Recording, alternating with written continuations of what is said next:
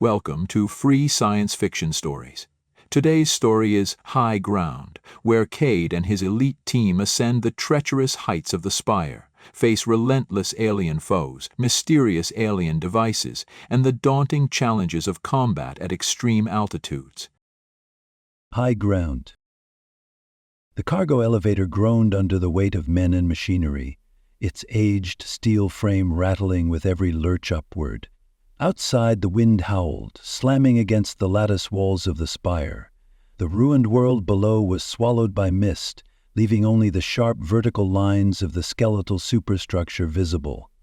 At over 26,000 feet, the air was thin and biting cold, even through the soldiers' combat suits. Kade leaned against the side rail, his dark eyes scanning his team. Martel was nearest to him, her new power armor faintly humming with the effort of regulating her oxygen supply. The advanced suit made her look formidable, thicker plating, integrated jump thrusters, and an enhanced HUD, but her shifting stance betrayed her nerves. "Relax," Kade said, his voice calm but firm. "That suit's built for worse than this." Martel glanced at him, her lips tight. "It's not the suit I'm worried about. It's the contents." Further back, Jansen hunched over his sniper rifle, running his hands over the railgun's sleek, carbon-back frame. "You know," he muttered, his tone an awkward mix of humor and dread, "this has to be the worst place to fight aliens. 26,000 feet up, no big explosions, no backup if the elevator gives out. Just saying, we should have charged extra for this one." Martel shot him a look. "You can't spend hazard pay if you're dead, Jansen. Let's complain about money after we survive." Kade stepped in before the banter could escalate. "Enough, focus up." He let his gaze linger on Jansen until the sniper looked away, muttering under his breath. The elevator rattled again, a jarring shift that made everyone tighten their grips on the rails. Outside, the steel girders that encased the elevator shaft stretched endlessly upward, their interlocking structures sleek but marred by patches of corrosion. The central core of the orbital elevator was a pale cream like bone, so different from the rusting steel superstructure that composed so much of the Spire's architecture. Kade squinted at one of the larger corroded sections. The pitted metal seemed structurally unsound to him, but he wasn't an engineer. He made a mental note but kept his thoughts to himself. The squad's combat AI chimed through their earpieces. Altitude 26150 feet, wind speeds 44 miles per hour, oxygen levels, critical range. Kade exhaled, a slow, controlled breath that fogged his helmet's visor for a moment. He keyed the squad-wade comm. "We have to clean these bugs off the tower with minimal damage to infrastructure. There is a dropship on standby to pick us up if things get too bad, but there aren't a lot of good places to pick us up. There's a lot of bugs up here and they'll have the high ground the whole way. Check your oxygen levels and filters. We hit critical too soon, we're in trouble."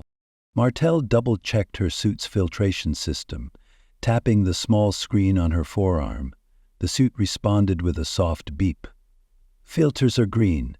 Oxygen reserve is stable," she said.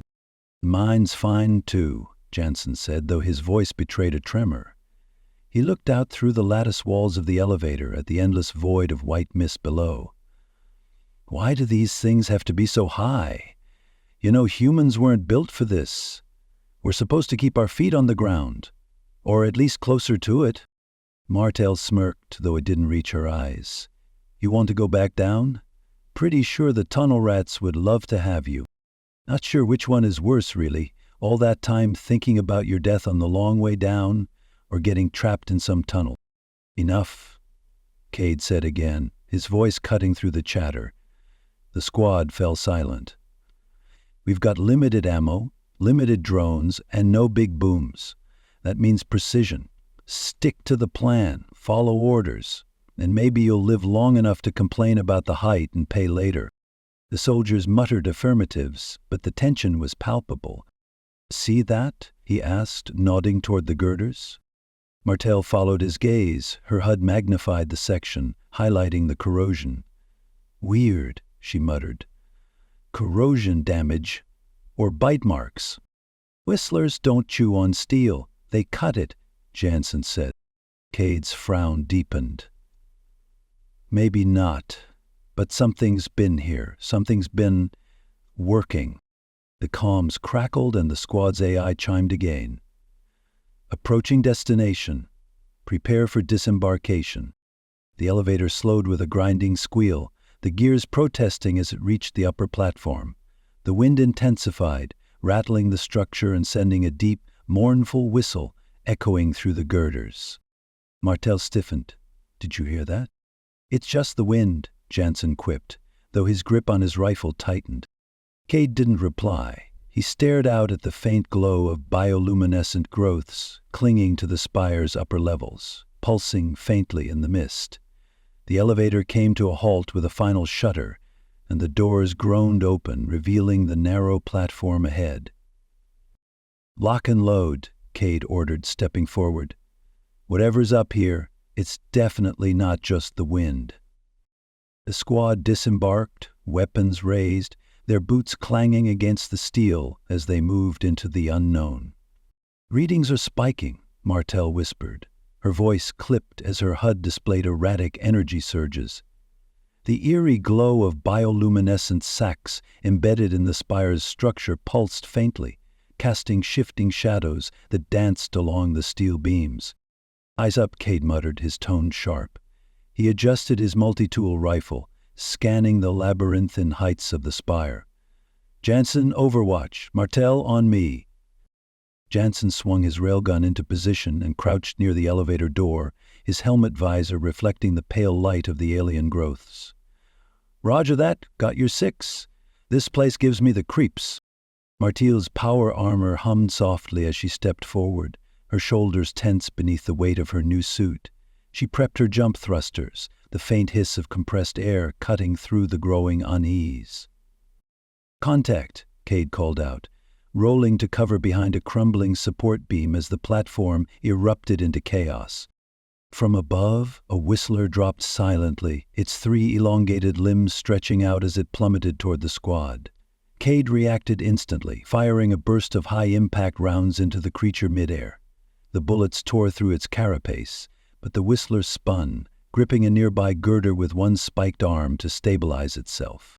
Whistlers poured down from the shadows above, their angular forms weaving through the latticework of steel and cables. They moved with unnerving grace, using the girders for cover and striking with needle-like appendages that flashed in the faint light. Above you, Jansen yelled, firing a railgun shot that cracked through the air like thunder. The slug hit a whistler mid-leap, sending it tumbling into the abyss below. Martel's thrusters ignited, launching her upward to engage a pair of whistlers perched on a high beam. Her armored gauntlet clamped onto the girder as she fired short bursts from her integrated wrist cannon, the recoil rattling her frame. One whistler lunged at her, its spiked limbs screeching against her armor, but she twisted and drove her armored fist into its neck joint, sending it crashing down. Martel, keep them off the high ground, Kade barked, his combat AI flashing alerts across his visor. Jansen, hold that flank. The rest of you be careful with the ammo. Kade moved with practiced precision, firing controlled bursts at the whistlers attempting to close in. A pair of the creatures rushed him, their claws scraping against the steel floor as they charged. He fired a grenade round, the concussive blast flinging them into the twisted framework. Reloading, Jansen called out, his voice strained. His railgun hummed as he chambered another round, his hands shaking slightly as the whistlers closed in. You've got this, Jansen, Kade snapped, drawing his sidearm to pick off a whistler trying to flank the sniper. Focus. Jansen took a deep breath and steadied his aim. A precise shot shattered the carapace of another whistler attempting to leap onto Martel's position. The team fought relentlessly, their movements honed by years of training and experience. Kade's orders kept them moving, adapting to the whistler's coordinated attacks. Martel's power armor allowed her to hold the high ground, firing controlled bursts from her wrist cannon to keep the creatures at bay. She grappled to a higher beam, her thrusters hissing as she repositioned. Jansen, from his vantage point, called out enemy positions and picked off targets with pinpoint accuracy. His railgun's thunderous blasts echoed through the spire, each shot a testament to his skill. Finally, as the last Whistler fell, its body collapsing in a heap of twitching limbs, the platform grew silent. The squad regrouped, their breathing heavy, the tension in the air palpable. Kade scanned the area, his rifle still raised. The platform was littered with bioluminescent ichor and the broken remains of Whistlers. Their ammunition was very effective at cracking the aliens' shells, keeping them from getting up. Martel crouched beside one of the fallen creatures, her HUD scanning its remains. "They were guarding something," she muttered, her voice tinged with unease. Kade followed her gaze, his eyes narrowing as he spotted a section of the spire where the alien growths were thicker, pulsing faintly with an unnatural rhythm. "That's no random infestation," Jansen said, his voice low. "They're building something up there." Kade nodded, his jaw tightening. "We move, eyes open, no mistakes. Whatever's ahead, it's worse than this." The squad advanced, their footsteps echoing against the steel as they pushed deeper into the spire's twisted heights, the faint sound of whistling drifting through the mist. They climbed ladders over sheer 1,000-foot drops and traversed bridges only the width of their boots in their ascent. The mist thickened as the squad rose near the summit, every footstep echoing, the steel girders a contrast to the bone-white central core of the lattice. The bioluminescent sacs pulsed erratically now, casting shifting shadows that danced like specters across the lattice of the spire. The Whistlers came again, fast, organized, and relentless. "They're on us!" Jansen shouted, firing his railgun down a narrow corridor of beams. A Whistler shrieked and fell, its spiked limbs clanging against the steel as more swarmed behind it.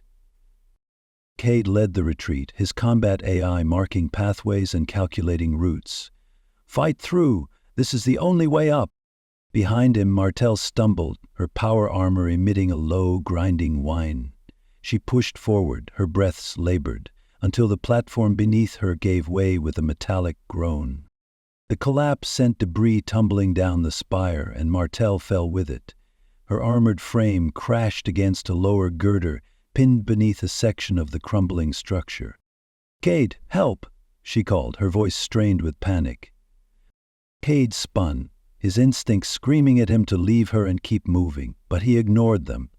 Charging back, he dodged a lunging Whistler, its claws slashing the air inches from his face. A quick series of attacks with the butt of his rifle put it down, then he continued on to Martel. With a grunt, he wedged his rifle beneath the debris, pinning Martel, leveraging his power armor's considerable strength to free her. "Get up," he barked, yanking her to her feet. As they scrambled forward, a new shriek cut through the chaos, a tone high and piercing. A massive Whistler clung to the spire's girders, its spiked appendages gouging deep into the structure. The thing was over 20 feet tall and gleaming white. Pathways of energy pulsed just beneath the surface of its armor. It bellowed a challenge, deep and resonant through the maze of steel and death. The smaller Whistlers changed positions and tactics to accommodate their new leader. His own squad moved to engage. "How did a Mega get all the way up here?" Jansen asked in bewilderment. "Don't worry about that now. We need to get to that ledge for evac. I'm calling for extraction. We're not equipped to handle that thing," Kade yelled above the chaos. The edge of the summit loomed ahead where the extraction dropship hovered, its engines roaring against the thin air. The squad fought toward it, climbing ladders and stairs, trying to get to the same elevation as the dropship. Their oxygen supplies were dangerously low, their weapons nearly empty. "Almost there," Jansen called, pausing to take one last shot at a pursuing Whistler.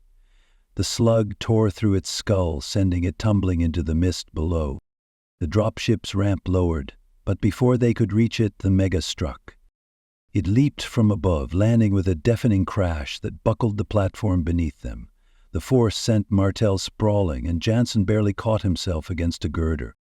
Kade raised his rifle, firing into the creature's armored form. The bullets sparked against the lattice-infused carapace, doing little more than slowing it down. "Spread out," Kade ordered, his voice cutting through the chaos. Jansen, perched on a precarious beam, took aim and fired. The railgun slug struck the mega-exposed joint, causing it to falter for a moment. "That's your opening, Kade," Jansen shouted. Kade darted forward, his cybernetic arm gripping a loose girder. With a surge of strength, he ripped it free and drove it into the mega's midsection, forcing it back. "Martel, the supports!" Kade yelled. Martel regained her footing and used her armor's forearm gun to target the structure beneath the giant bug. With a sharp crack, part of the structure gave way, crashing down and taking the leader with it. "Go, go!" Kade roared, ushering Jansen and Martel toward the dropship. The remaining whistlers swarmed, skittering across the beams, their shrieks echoing in the mist. Martel scooped up a fragment of the mega's shell as she ran. The squad fired their last rounds, holding them off long enough to climb onto the ramp. The dropship's engines roared as it lifted off, more of the platform collapsing beneath it. Kade stood at the edge of the ramp, watching the mega struggle against the debris, its glowing eyes locked on him as the dropship ascended. It was injured, but not defeated. Back at the forward base, the squad disembarked, their armor scorched, their faces haggard. The mission was over, but the weight of what they'd seen hung heavy in the air. Kade debriefed with the commanding officer, detailing the destruction of the Whistler nest and the discovery of the alien device embedded in the lattice.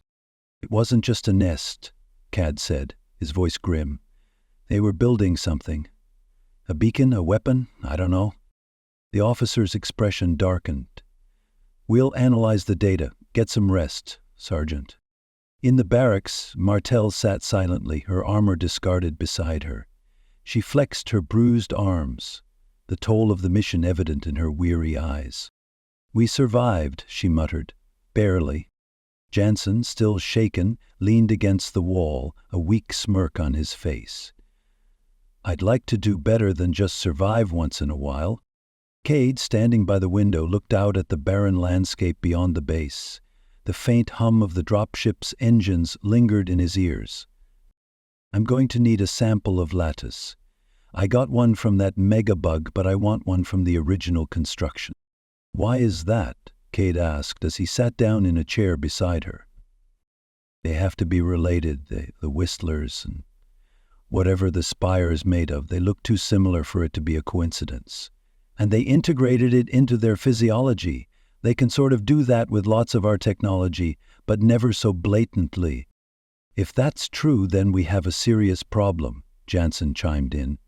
"'Cause we've only known about whistlers for like a year, and that tower started being built 30 years ago. How is it the tower and the whistlers are related?" "Because someone knew about the whistles before anyone else and kept it secret, that's why," Kade said with a scowl crossing his face. "And they're going to have to answer for a lot, whoever they are."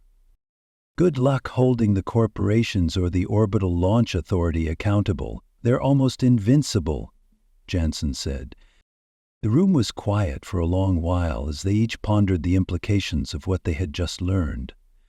The corporations and OLA were indeed nearly invincible, but that was a fight for another day. Enjoy this story? Subscribe to Free Science Fiction Stories for daily sci-fi adventures.